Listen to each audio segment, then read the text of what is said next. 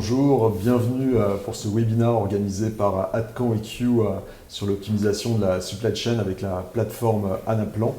Je suis Laurent Giordani et je vais avoir la chance de vous accompagner pour les 60 prochaines minutes.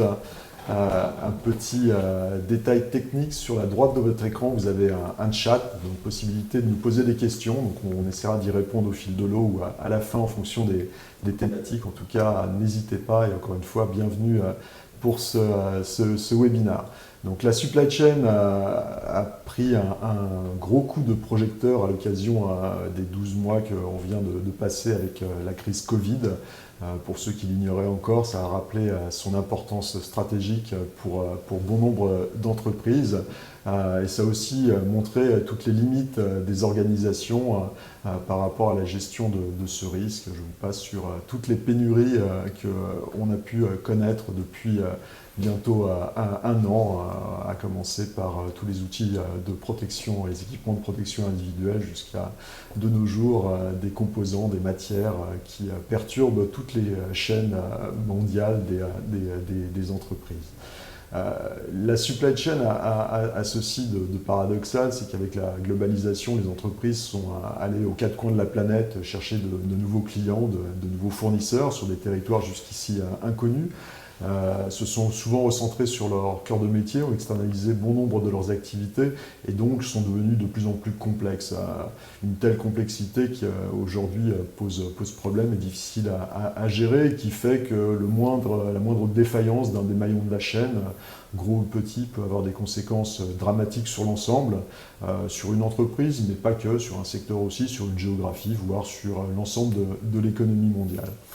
Le côté paradoxal de la supply chain pour les organisations, c'est que c'est à la fois un superbe outil de performance, voire leur principal moteur de performance pour certaines d'entre elles. C'est ce qui va permettre de tenir la promesse faite au client de lui livrer un produit dans les meilleures conditions de coût, de qualité, de quantité, de délai.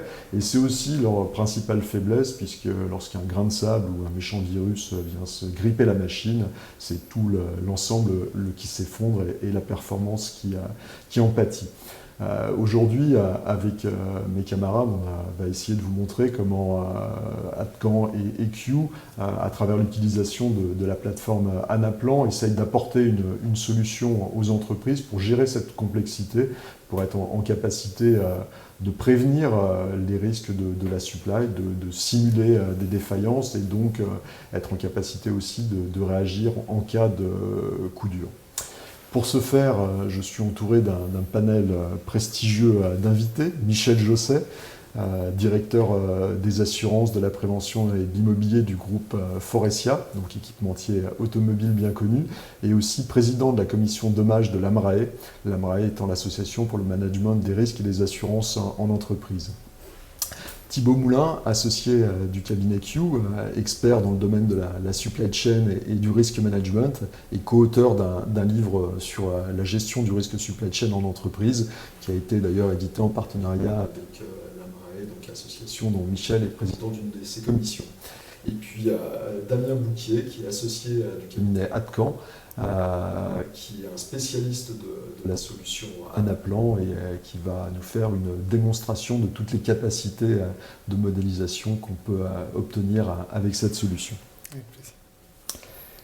Donc, pour commencer et poser un petit peu le décor, concrètement, la supply chain, c'est quoi pour un groupe comme Foressia? Est-ce que c'est aussi stratégique que ce que j'ai pu évoquer dans l'introduction? Michel. Merci Laurent. Mais la supply chain de Foressia, c'est, pour donner quelques chiffres, plus de 7000 fournisseurs et encore plus de sites de production des fournisseurs. La supply chain de Foressia, elle est très vaste, elle est internationale. Elle est légère parce qu'elle comporte peu de stock et puis elle se reconfigure en permanence pour rechercher des optimisations. Donc c'est une richesse humaine, mais en même temps une fragilité du fait de sa complexité. Alors Thibaut, est-ce que c'est une spécificité de Foressia ou est-ce que toutes les entreprises et tous les secteurs industriels sont confrontés à la même importance stratégique de la supply? Oui, la supply chain est vraiment au cœur aujourd'hui des entreprises, comme tu l'as évoqué, Laurent. Alors bien entendu, la complexité, elle varie. Il y a des supply chains qui peuvent être, comme celle dans l'automobile, très complexes, avec de très nombreux fournisseurs, de très nombreux sites, des centres logistiques et puis de très nombreux clients à fournir. Pour des constructeurs automobiles, ce sont vous et moi qui achetons des véhicules. C'est aussi une supply chain qui va être potentiellement parfois un petit peu moins complexe, mais tout aussi risquée dans d'autres secteurs, comme par exemple celui du luxe, on peut le citer, où on va trouver peut-être moins de fournisseurs, mais avec des savoir-faire très pointus et que l'on ne peut pas finalement mettre à mal sous peine de voir cette supply chain et les produits en magasin ne plus être disponibles. Cette supply chain, elle peut être aussi variée aussi dans son mode de pilotage finalement, puisque une supply chain dans des secteurs comme la construction, c'est une supply chain qui va être tirée par le planning du bâtiment qu'on va construire. Et donc on va créer une supply chain spécifique pour construire ce bâtiment-là, à la différence peut-être d'autres supply chains comme par exemple le retail, où on pense souvent à des plateformes aujourd'hui d'e-commerce.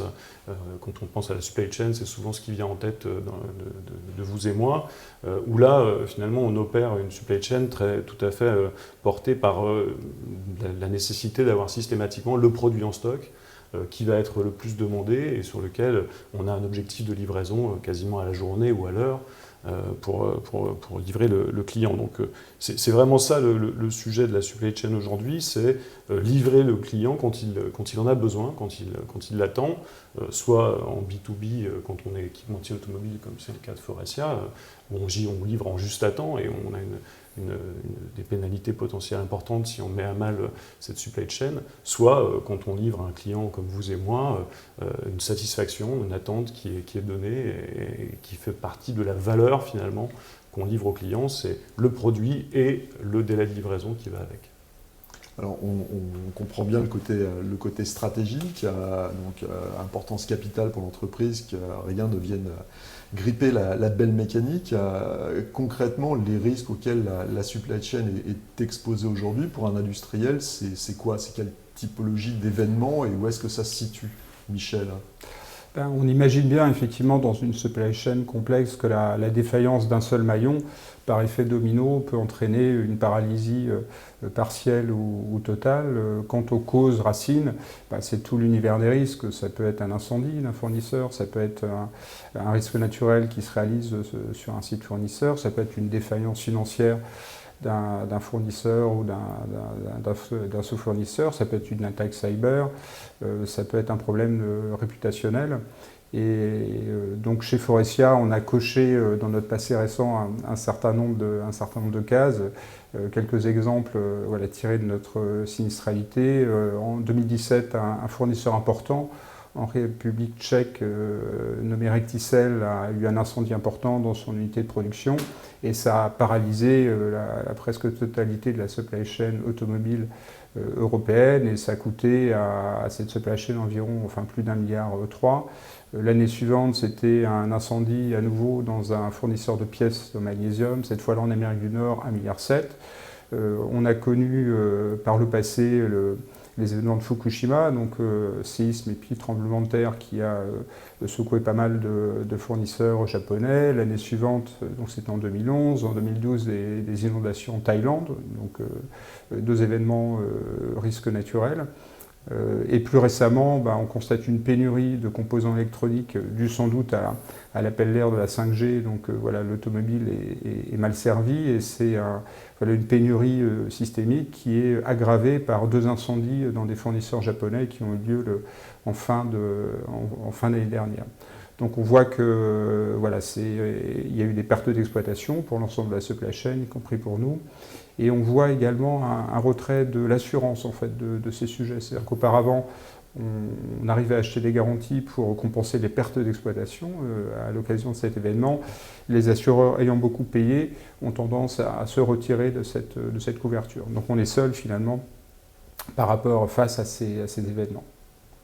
Alors c'est un peu l'histoire de la poule et de l'œuf, d'ailleurs, cette histoire du marché de l'assurance qui se retire et qui offre des protections moins bonnes aujourd'hui à ses assurés que par le passé.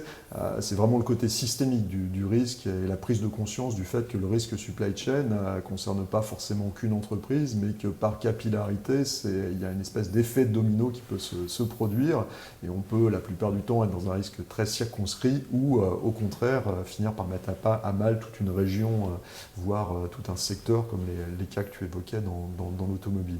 Thibaut, est-ce que tu vois d'autres types d'événements qui ont marqué la supply ces dernières années? Oui, malheureusement, la supply chain, c'est un réseau d'entreprises. Donc, en effet, tous les risques qui pèsent sur les entreprises pèsent malheureusement sur la supply chain. Et donc, comme l'évoquait Michel, les risques actuels, encore plus prégnants peut-être, que sont par exemple le risque cyber, est un risque qui est de plus en plus important dans la supply chain. Les entreprises sont interconnectées avec leur système d'information et on a vu il y a quelques années le fameux virus NotPetya ou aujourd'hui peut-être encore plus ceux qui font l'actualité des ransomware qui vont contaminer les systèmes d'information au travers d'un petit fournisseur qui est connecté à un plus gros et qui peut entraîner pour les grandes entreprises comme ça a été le cas pour Renault ou pour Saint-Gobain il y a quelques années des arrêts de leur supply chain, des arrêts de leur système. Et le système d'information est au cœur de l'activité d'une entreprise et de son opération de la supply chain. Plus récemment, on a beaucoup parlé dans la logistique du fameux paquebot Ever Given, le porte-container qui s'est échoué dans le canal de Suez. Là, c'est vraiment typique d'un risque supply chain puisqu'on parle vraiment de sujets logistiques. Le canal de Suez, c'est 10 milliards de dollars par jour de marchandises, c'est 75% de marchandises qui viennent de Chine. On a vu à quel point finalement les flux logistiques de transport étaient au cœur de l'économie et beaucoup d'entreprises en Europe ont été touchées. Un autre risque qui me vient en tête et peut-être qui paraît un peu moins direct, mais qui en France a une particularité puisqu'il est associé au devoir de vigilance.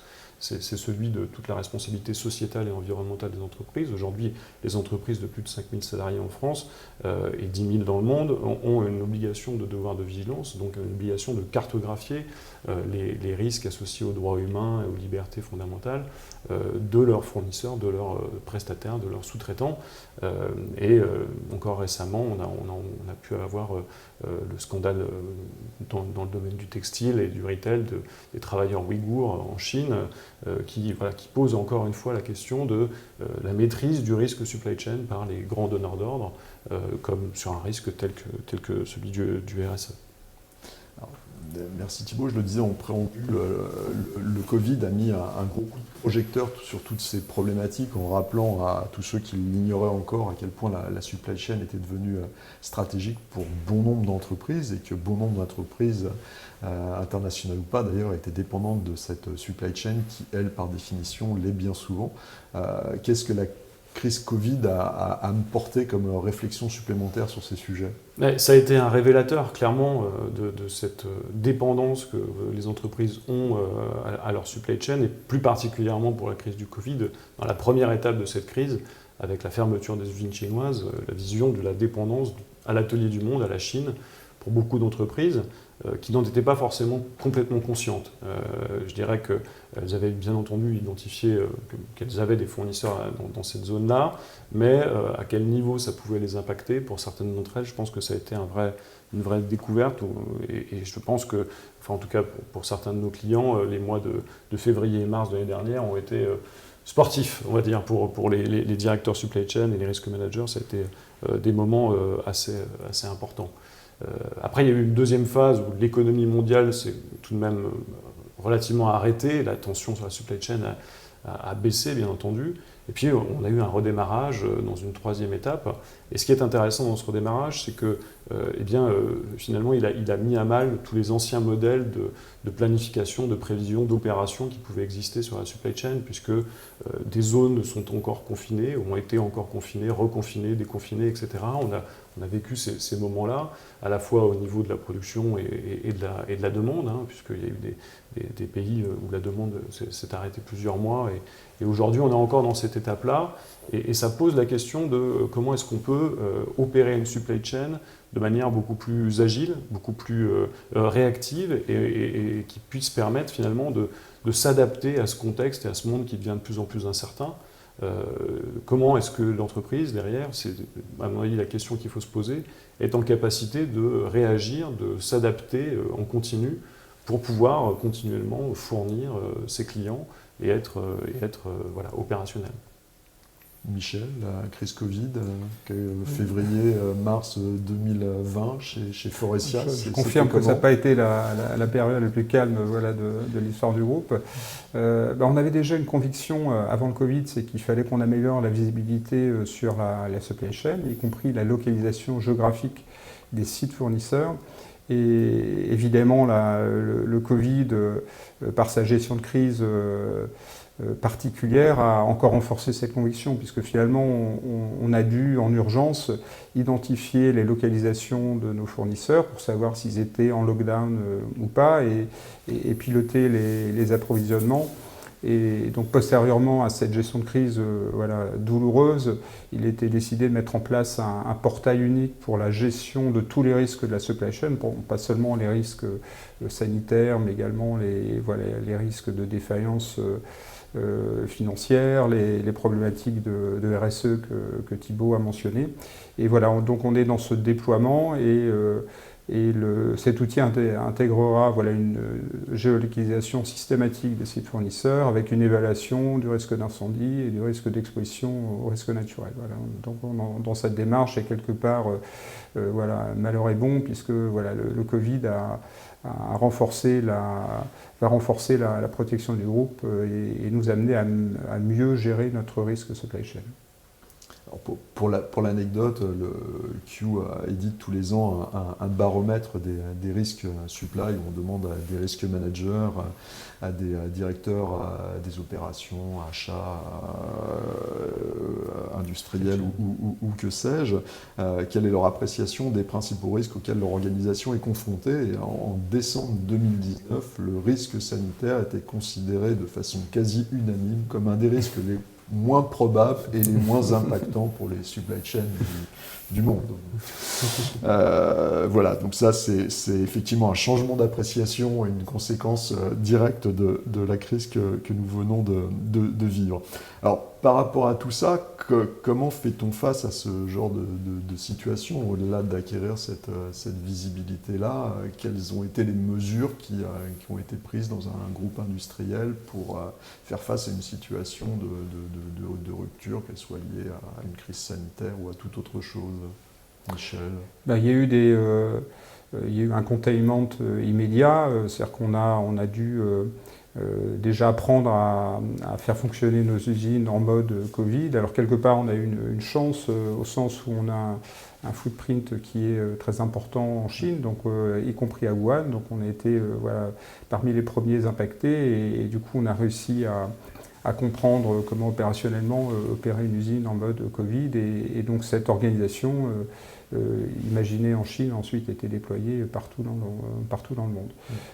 Ensuite il a fallu effectivement, comme le disait Thibaut, gérer des redémarrages décalés puisque ça redémarrait en Chine assez vite et puis moins vite dans les autres régions du monde. Donc c'est vrai que toutes les belles planifications industrielles qui avaient été organisées, l'industrie automobile est particulièrement voilà, bien équipée sur ces sujets, et ont été mises à mal. Il a fallu gérer dans l'urgence. Et au final, ça montre également la résilience de cette industrie. Finalement, le deuxième semestre a été bon et a permis d'effacer un premier semestre calamiteux. Donc ça montre aussi finalement la résilience de cette supply chain, la résilience presque naturelle ou organique de cette supply chain.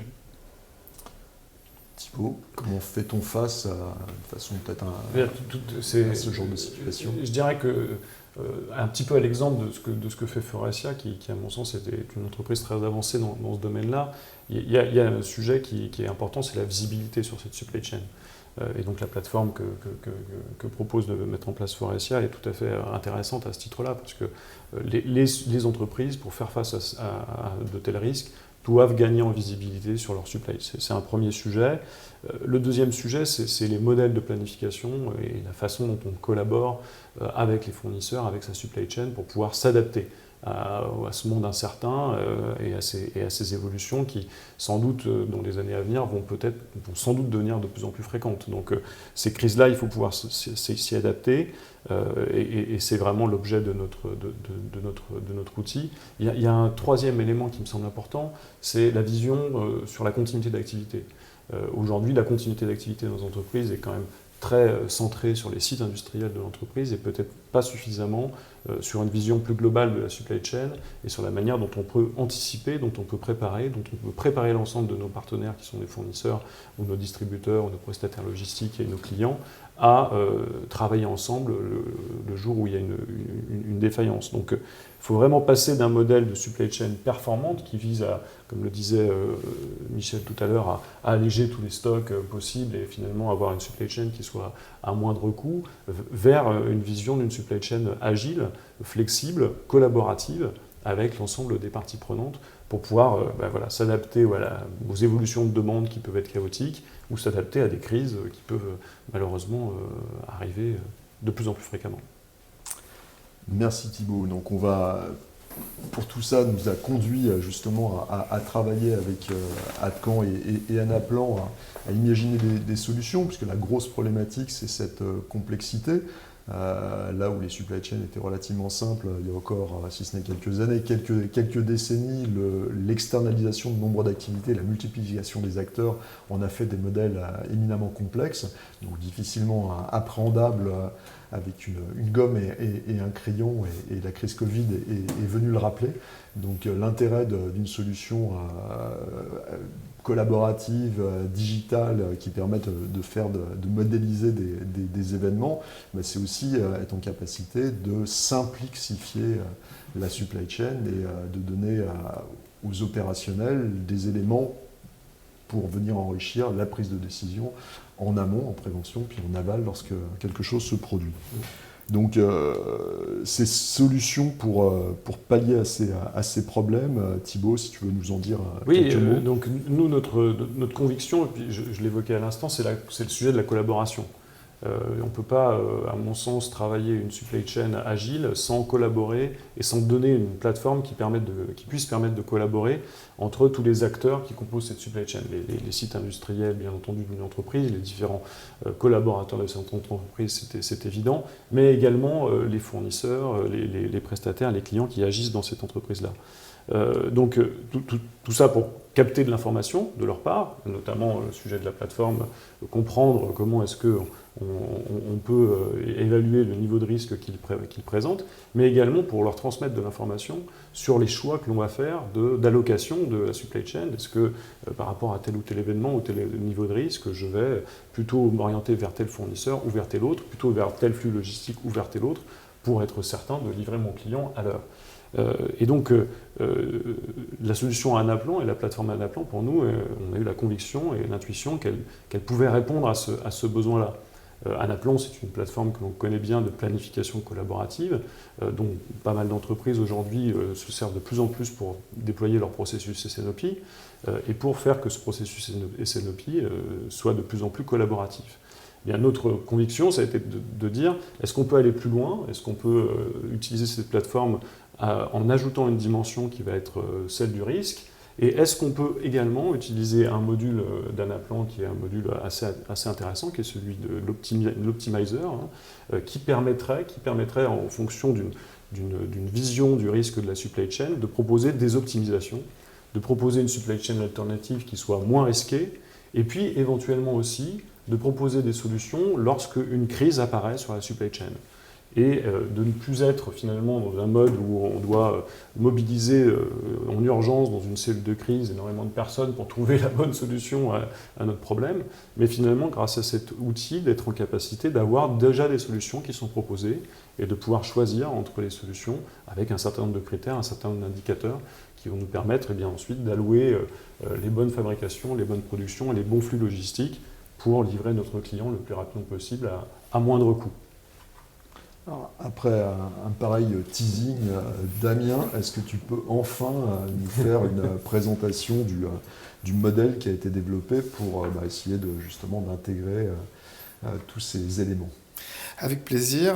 Et donc, je vais montrer comment toutes les idées qui ont été évoquées ici peuvent se transcrire dans un logiciel qui est à la fois facilement manipulable et très performant. Donc, tout d'abord, je vais partager mon écran, bien sûr.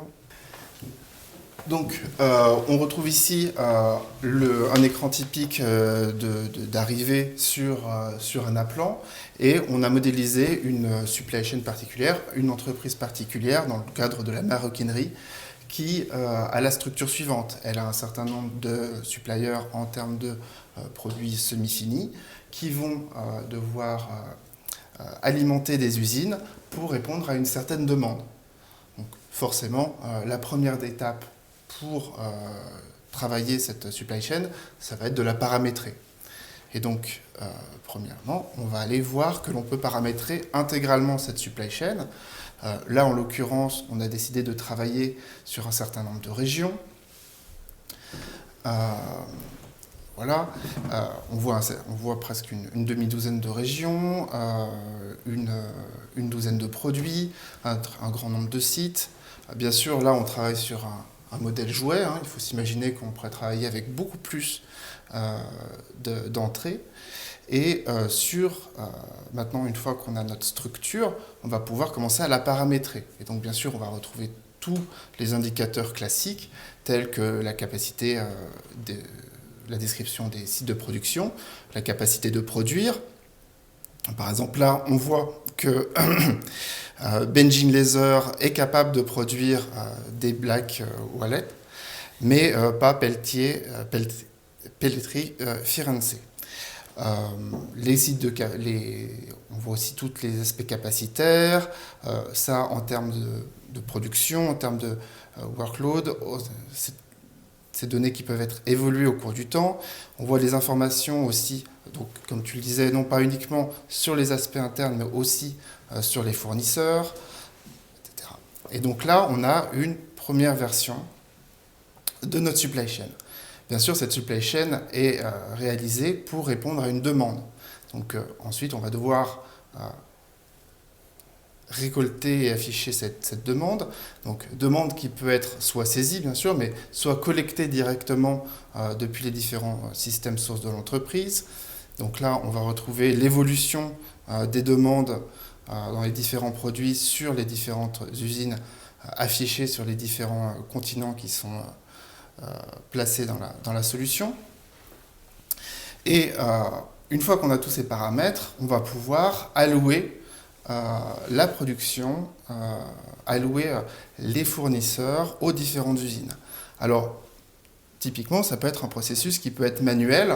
On va s'imaginer la complexité et la nature itérative de ce processus, d'autant plus qu'au fur et à mesure que la supply chain croît, le nombre de combinaisons explose. Ça va devenir très compliqué de répondre rapidement à de nouvelles hypothèses de changement de la supply chain.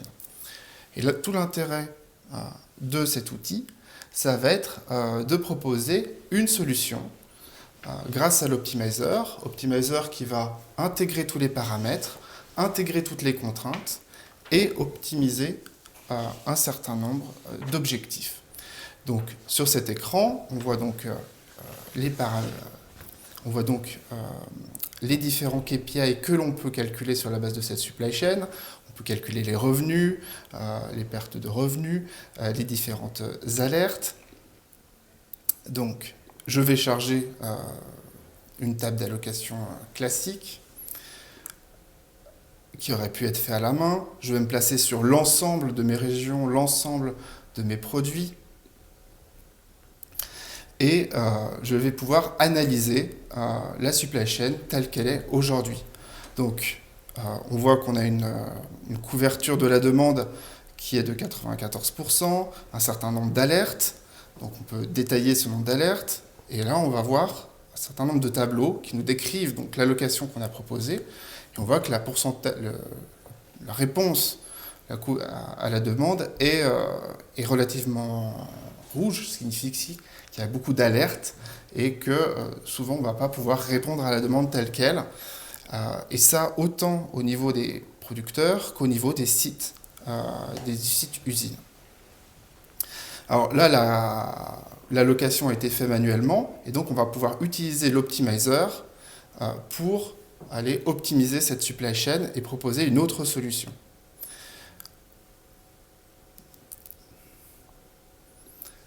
Voilà, on va la lancer en direct.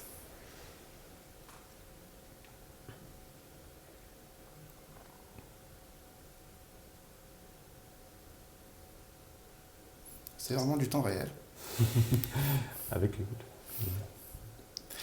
Et voilà, ce que l'on voit instantanément, c'est que l'optimizer a trouvé une solution qui est plus performante que celle qui avait été trouvée à la main, et on est passé de presque 300 alertes à 19, et la couverture de la demande a été fortement améliorée, puisqu'on est maintenant à 99,5%. Il reste des moments où la supply chain n'est pas capable de répondre à la demande. On peut le voir en semaine 16, par exemple, et là, on pourrait déterminer des actions pour corriger ces choses-là. Voilà. L'optimizer, donc, l'avantage de cette solution, c'est qu'elle va permettre de proposer une solution sur laquelle on va pouvoir continuer de travailler si on le souhaite, mais qui va être bien plus rapide qu'un processus manuel. On se rend compte de effectivement tout ce que peut apporter l'outil par rapport à l'humain devant la volumétrie des données et des paramètres à prendre en compte. Donc là, on a vu qu'on peut connecter cet outil avec le RP de l'entreprise, avec des outils de visibilité tels que les évoquait Michel. Ça nous permet de caractériser quelque part les interdépendances qu'on va avoir entre les différents éléments de la chaîne, et ça permet de faire une optimisation d'allocation. Donc ça, déjà en soi, ça concourt à la performance de l'entreprise. Maintenant, l'entreprise, on l'a vu, elle évolue dans un monde qui est de plus en plus incertain, complexe, où fatalement, même si on a essayé de prévoir beaucoup de choses, il va y avoir des aléas, des défaillances, grandes ou petites, qui vont se produire un bout à l'autre. Comment l'outil, comment l'optimizer, justement, peut venir aider à prendre les bonnes décisions? Donc l'optimizer, vu la capacité à répondre très rapidement, à trouver très rapidement des solutions optimales, on va pouvoir lui soumettre de très nombreuses versions de nos scénarios. Donc là, par exemple, on travaille sur la notion de baseline, mais on peut proposer, par exemple, des demandes en termes des variations en termes de demande.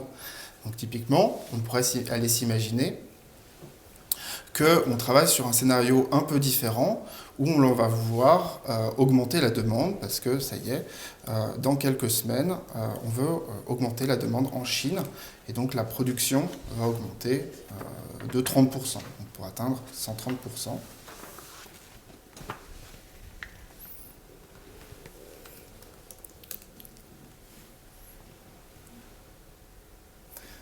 Voilà.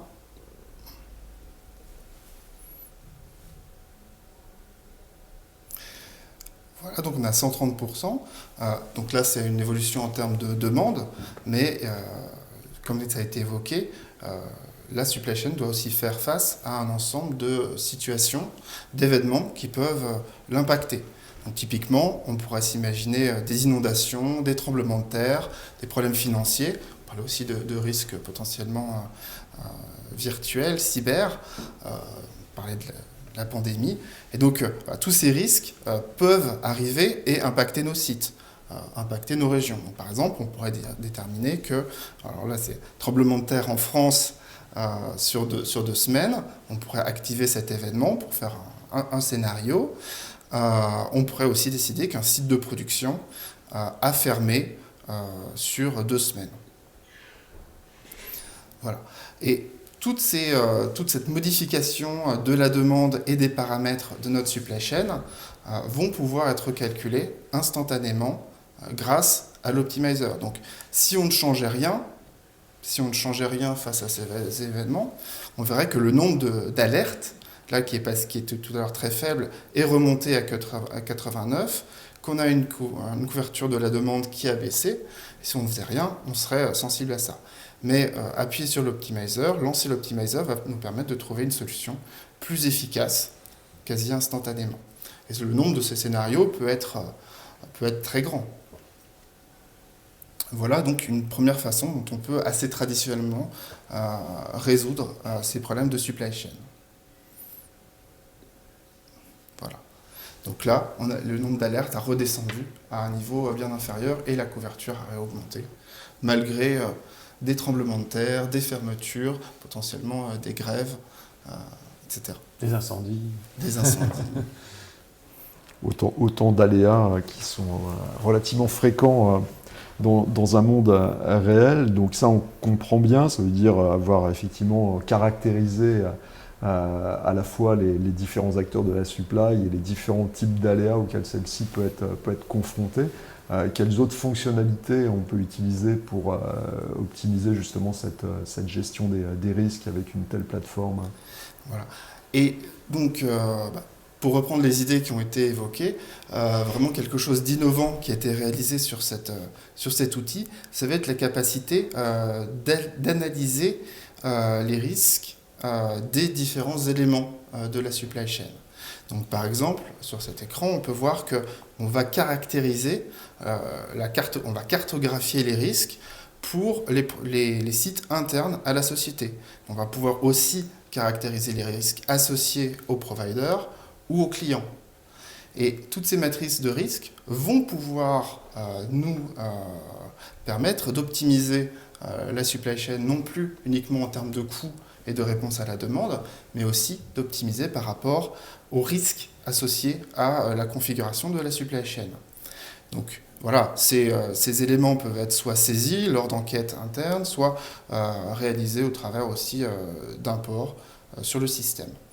Et voilà, maintenant que ces données-là, qui ne sont généralement pas saisies dans les CNOPI classiques, mais qui sont saisies dans cet outil, sont rentrées, on va pouvoir faire des optimisations selon des critères très différents. Donc le premier, qui est classique, c'est l'optimizer uniquement en termes de coût. Le deuxième, ça va être d'optimiser uniquement en termes de risque. C'est-à-dire qu'on va vouloir privilégier tous les sites qui travaillent avec des risques très faibles. Donc on va le lancer. Donc là, on va avoir un peu les deux les deux optimisations totalement différentes de la supply chain. Une qui va être privilégier les coûts, mais qui risque d'être un peu rigide, et une qui va privilégier plutôt le risque, plutôt l'évitement du risque, qui va être beaucoup plus résiliente, au risque d'avoir des coûts plus forts. Donc c'est assez intéressant, Damien. Ça veut dire qu'on peut s'adapter à la culture, à la politique de gestion de risque des entreprises. Parce que dans le jargon des risques managers, on va parler d'appétence au risque. On se rend compte sur le panel de nos clients qu'on a des entreprises qui sont totalement risque adverses, qui vont vraiment privilégier la sécurité, quand d'autres vont être un peu plus aventureuses pour privilégier la performance économique court terme. Cet outil permet justement de matérialiser rationnellement les conséquences d'une attitude ou d'une autre sur la supply. Exactement. On a vu donc un premier scénario purement orienté coût, un autre purement orienté risque, et là maintenant on va pouvoir faire un scénario qui va pondérer cette appétence, on va dire, au risque. Et par exemple en disant, on est prêt à avoir un coût supplémentaire de, disons, 1%. Donc là, je vais rentrer 1%. Et je vais vouloir optimiser ma supply chain pour à la fois minimiser mes risques et minimiser mes coûts, tout en permettant un peu de marge de manœuvre. Et donc là, on va obtenir une configuration, une allocation qui va être à la fois relativement performante en termes de coûts, mais aussi bien plus résiliente en termes de risque. Donc, pareil. Et là, on voit clairement, si on compare nos trois scénarios, on a bel et bien, comme on s'y attend, le scénario optimisé en termes de coûts qui a le coût le plus faible, notre scénario optimisé en termes de risque qui a un coût plus fort, mais comparé à ça, un niveau de risque qui est relativement élevé pour notre scénario coût, un risque qui est très faible pour notre scénario risque, et finalement un peu le meilleur des deux mondes pour notre scénario combiné. On va avoir des coûts qui vont être relativement proches de notre optimisation en termes de coûts et un risque qui va être bien sûr plus élevé que l'optimisation purement risque, mais qui va être relativement faible. Et si on regarde comment sont placés nos points, nos différents scénarios sur un graphique qui met en évidence le risque face au coût, on voit que notre scénario mixte est à la fois très proche du scénario coût en termes de coût et à la fois très proche du scénario risque en termes de risque. Et c'est comme ça qu'on va pouvoir faire une supply chain qui va non seulement être optimisée en termes de coût, comme on l'a dit, mais qui va peut-être mieux faire face aux différents événements, aux différentes variations de demande sur lesquelles elle pourra être subie, qu'elle pourra subir. Donc on va pouvoir mieux rationaliser quelque part la prise de décision qui aujourd'hui se fait souvent plus sur des sentiments et des informations partielles que sur des évidences telles que tu es en train de nous les présenter. Mais Michel, culturellement, Forestia, sur ces différents modèles, mettrait le curseur à quel niveau ? Moi, je vois deux cas d'usage en fait pour cet outil. C'est une meilleure prise en compte du risque dans un mode de gestion normal, alors que c'est vrai que les acheteurs, traditionnellement, c'est leur métier, ils sont là pour optimiser les coûts. Et on voit que la stratégie du toujours moins cher conduit à des prises de risques excessives. Et quand le risque se réalise, finalement, on perd d'un coup tous les gains qu'on a pu enregistrer au fil des années. Donc le fait d'avoir un outil qui permette d'intégrer ce paramètre des risques et puis de trouver effectivement, comme tu l'as dit, le scénario médian qui permet d'optimiser sur deux tableaux, je trouve que c'est intéressant. Effectivement, ça intéressera nos acheteurs et les gens qui gèrent notre supply chain. Et le deuxième cas d'usage que je vois, c'est un cas de gestion de crise en fait, puisque là on a l'événement s'est passé, on a perdu un fournisseur, on a perdu un ensemble de fournisseurs pour une des raisons qu'on a évoquées lors de cette discussion, et comment remettre du vert dans le tableau, comment reconfigurer finalement cette supply chain qui est en mode souffrance, de manière transparente, ça me paraît effectivement intéressant. Alors c'est des choses que l'on fait, les directeurs des opérations, les acheteurs, c'est leur métier de gérer la crise, mais ils le font peut-être de manière artisanale et empirique. Et là, on a un outil qui permet assez simplement et apparemment de manière rapide de trouver un meilleur optimum, et ça permet de gagner du temps. Et on le sait que dans les temps de gestion de crise, le temps, c'est toujours beaucoup d'argent. Merci Michel. Alors je vous rappelle que vous avez la possibilité de poser des questions sur le chat, donc n'hésitez pas, je me ferai un plaisir de les relayer auprès de nos interlocuteurs. Alors, on se rend compte à travers effectivement cet outil qu'on peut faire de la prévention, c'est-à-dire orienter ces politiques en amont avant que les risques ne se produisent, en ayant une meilleure appréciation de sa supply et des aléas potentiels. Et puis effectivement, en réaction, on parlait de continuité d'activité, être plus efficient dans la façon de réagir, parce qu'il va y avoir peut-être une vision un peu plus objective des différentes alternatives que l'on a ou pas, s'il y a défaillance. Alors, une fois que l'on a dit ça, dans le monde réel, c'est jamais aussi magique. Donc, quand on veut se lancer dans ce genre de projet qui paraît plein de sens, et pour le coup, la crise Covid aide à le justifier, quels sont les facteurs de succès ? Thibaut, tu peux commencer. Je pense que le premier facteur de succès, c'est vraiment utiliser cette plateforme comme un outil de collaboration, et donc il faut quelque part déjà embarquer plusieurs fonctions dans l'entreprise. On a parlé de la direction industrielle, des achats, du risk management. Il y a nécessité dans cette plateforme de pouvoir collecter un certain nombre de données et de pouvoir faire en sorte que ces données soient le plus à jour possible pour prendre la meilleure des décisions. Donc bien entendu, il y a une connexion qui se fait naturellement, je pense, comme on l'a évoqué, avec l'ERP de l'entreprise et les différents systèmes qui vont alimenter cette plateforme. Donc la force d'Anaplan, c'est aussi cette capacité à se connecter à ces sources de données. Mais ensuite, il y a forcément je dirais un déploiement à opérer pour que l'ensemble des acteurs puissent s'y connecter et, si possible, les acteurs externes à l'entreprise. Donc, à mon sens, un facteur clé de succès, c'est tout de même d'essayer de faire en sorte soit d'avoir une plateforme externe, comme c'est pour le cas de Forestia, qui collecte de l'information directement auprès des fournisseurs en termes de risque, soit d'ouvrir cette plateforme, et c'est aussi là encore un atout d'Anaplan, c'est de proposer une plateforme ouverte et sécurisée d'accès aux différentes parties prenantes qui vont, par exemple des fournisseurs, pouvoir venir déclarer des éléments sur leurs capacitaires, sur les sites de production, mettre à jour leur plan de production ou leur capacitaire également.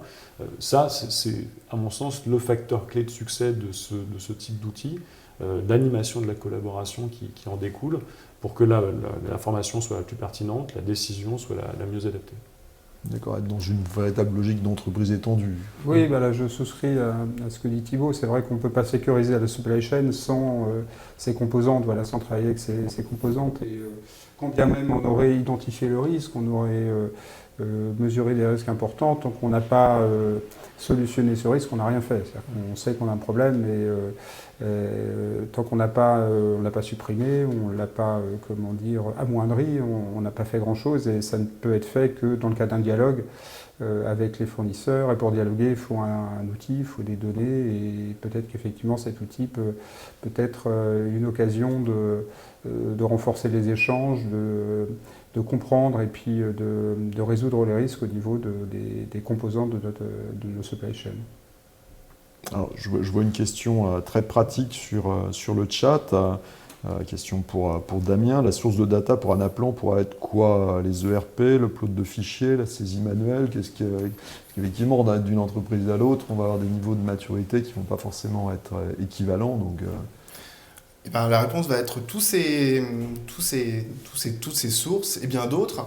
On peut avoir des connecteurs même directs, encore plus rapides que des connexions avec des ERP. Et ces sources peuvent venir de l'intérieur de l'entreprise, mais comme le disait Thibaut, potentiellement, on peut l'ouvrir à des partenaires extérieurs qui vont pouvoir charger, en effet, soit en termes de saisie, soit en termes de fichiers de données, soit même des connecteurs directs avec des systèmes sources. Voilà. Et ça marche en amont, comment est-ce qu'on va pouvoir nourrir le système. Ça pourrait aussi marcher en aval pour aller alimenter des systèmes de BI, par exemple dans les usines, pour voir les plans de commande, les plans de production et les distribuer rapidement. Alors ça, je pense que c'est un élément clé, parce que la grosse problématique que l'on a avec la supply chain, c'est les grands nombres. On est un peu incantatoire lorsqu'on dit messieurs, mesdames, les entreprises, vous devez absolument cartographier votre supply. Oui, mais je ne sais pas où je commence. Dans une entreprise industrielle, alors c'est de grosse taille, je crois que tu disais 7000 sites de production fournisseurs. 7000 fournisseurs, encore plus de sites de production. Qui ont eux-mêmes plusieurs, probablement certains dizaines, d'autres centaines, d'autres milliers de fournisseurs, qui ont eux-mêmes des dizaines, des centaines ou des milliers de fournisseurs. Donc très rapidement, on arrive à quelque chose qui est juste proprement ingérable sur un coin de table. Donc ça paraît quasi inaccessible. Donc le mot, c'est pas parce que c'est compliqué qu'il ne faut rien faire, et peut-être que imaginer l'optimum de suite n'est pas forcément le plus pragmatique, mais il faut commencer par quelque chose. Thibaut, je me tourne vers toi. Oui, tout à fait. C'est de toute façon une solution qui se déploie progressivement. Embarquer les fournisseurs, couvrir la totalité d'une entreprise, ça prend du temps, et forcément le modèle de supply chain que l'on va créer sur un projet tel que celui-ci nécessite qu'ils se construisent par itération. C'est clair. Et il faut aussi sécuriser, rassurer les différentes parties prenantes sur l'information qu'elles vont donner, qu'est-ce qui va en être fait. Donc ça fait partie également d'une évolution des processus finalement de gestion de la supply chain au sein d'une entreprise. Cet outil-là, à terme, si on le projette dans un idéal, il pourrait être quand même assez central dans le pilotage d'une supply chain. Il pourrait constituer un point central. Et donc, voilà, ça va se faire progressivement, ça doit se faire progressivement au sein d'une supply chain d'une entreprise. Il faudra y aller sans doute pas à pas pour sécuriser tout cela et démontrer aussi la valeur. Chaque modèle et chaque entreprise sera forcément un peu différente. La force d'Anaplan, c'est aussi de pouvoir proposer cette modélisation spécifique par entreprise.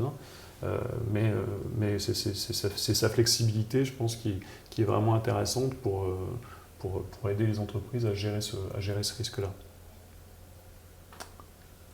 Michel, est-ce que tu veux rajouter un... Non, je trouve que l'intégration du facteur risque dans les outils de management de la supply chain est vraiment une nouveauté, donc ça mérite d'être exploré. On va porter le sujet en interne. Alors je vois une autre question sur le chat. Comment être certain d'avoir une sélection fine via le paramétrage? Risque de subjectivité.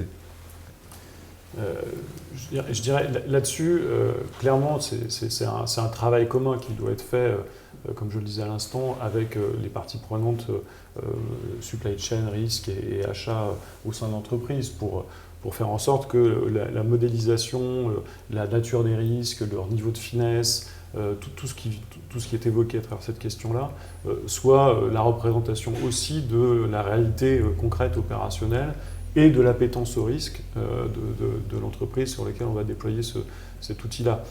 On n'est pas en train de dire que le modèle existe et qu'il va être bon pour toutes les entreprises. Il faut vraiment qu'à chaque entreprise et qu'à chaque supply chain, il y ait un retravail qui soit fait pour adapter ce modèle à leurs besoins et à leur univers de risque. Merci Thibaut. Damien, est-ce que tu veux rajouter Ce qu'on peut rajouter, c'est que là, on a travaillé bien sûr sur un modèle entre des fournisseurs et des usines principalement. On pourrait travailler plus en aval entre les usines et les différents magasins, par exemple, d'une entreprise de retail. On pourrait travailler à l'intérieur même des usines avec une optimisation des différentes lignes de production avec des risques associés à ces différentes lignes. Enfin, on n'est pas sur une solution donc figée à une structure purement fournisseur, usine, etc. On aurait pu proposer d'autres modèles qui mettraient en avant les mêmes éléments, mais sur d'autres parties de la supply chain avec d'autres focus. Ça aurait pu être intéressant. On a choisi cette usine de maroquinerie comme exemple. Ça aurait pu être autre chose. Alors, une solution flexible. Tu fais bien de le souligner, parce qu'on l'oublie trop souvent, la supply chain embrasse l'ensemble, c'est-à-dire va des clients, si on prend ça par la demande jusqu'aux fournisseurs. Il ne faut pas oublier les clients. Je crois qu'il arrive que les clients soient aussi à l'origine de défaillances et viennent planter les organisations industrielles bien huilées de leurs fournisseurs de premier rang et quelquefois de gros clients. Donc, je vois que Michel fait un sourire. Je ne te demande pas de commenter. Je ne veux pas te mettre en porte-à-faux. Bien écoutez, si il n'y a pas d'autres questions, on va conclure sur ces éléments-là. Moi, ce que je tenais à dire, c'est d'une part vous remercier d'avoir été présent, vous dire que nous, ce qui nous avait séduit, c'est ce que disait Michel tout à l'heure, c'est que c'était une solution qui apportait une réponse assez opérationnelle aux problématiques de risque que rencontrent les industriels, donc que rencontrent des directions des opérations, des directions supply, des directions achats. Ça a participé à ce que doit être l'essence même du risk management, non pas Imaginer un monde sans risque, déjà d'une part ça serait bien triste, mais apporter des éléments de décision à ces opérationnels pour leur permettre de prendre des décisions de façon éduquée, rationnelle et non pas sur des éléments de subjectivité. Donc consécutivement à ce webinar, bien entendu toute l'équipe se tient à votre disposition si vous avez d'autres questions. Et puis encore une fois, merci à mes partenaires pour leur présence et le partage et retour d'expérience. Et puis merci à tous et bon début de journée consécutivement à cette session. À bientôt.